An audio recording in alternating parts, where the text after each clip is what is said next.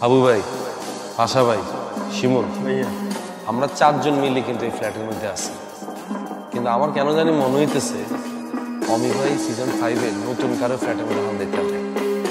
যদি নতুন কারো হান দেয় আর হেতারও যদি মনে হয় ডিস্টার্ব, আমরা কিন্তু লগে লগে আমি বলে দিতে হবে ভাই কোনো ডিস্টার্ব আমি ফ্ল্যাটের মধ্যে। হ্যাঁ, এই একটা জায়গায় আপনার সবার একসাথে এটা আমি ভালোভাবে মনে রাখি, আর এটা তুমি ভালোভাবে মনে রাখিও।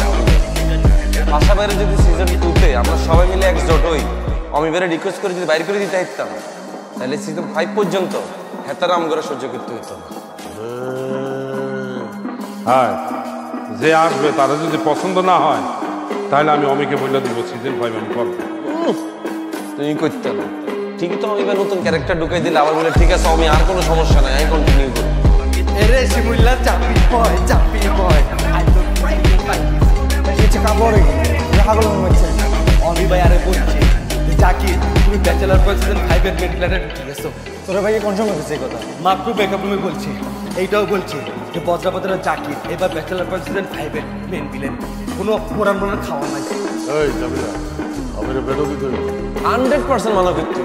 আপনি কি মনে করছেন আমি কি না বলি থাকুন? ছোট লোকের লগে আমরা কি ফ্ল্যাট শেয়ার করবো? আমি তো চালাক মানুষ বুঝতে লাগছে। আই জাকির দিয়ে গাড়ির মধ্যে হাঁটি আমি দেখুন রে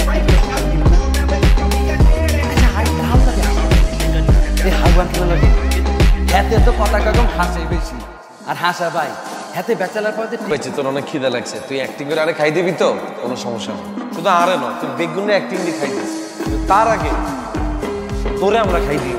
ভাইয়া আই কাছে মা ব্যাচেলার পদ পাইতাম না হসপিটাল করছি ভাইয়া তুই হসপিটাল এরে শুনলা ভাইয়া ব্যাচেলার কি লিখে দাও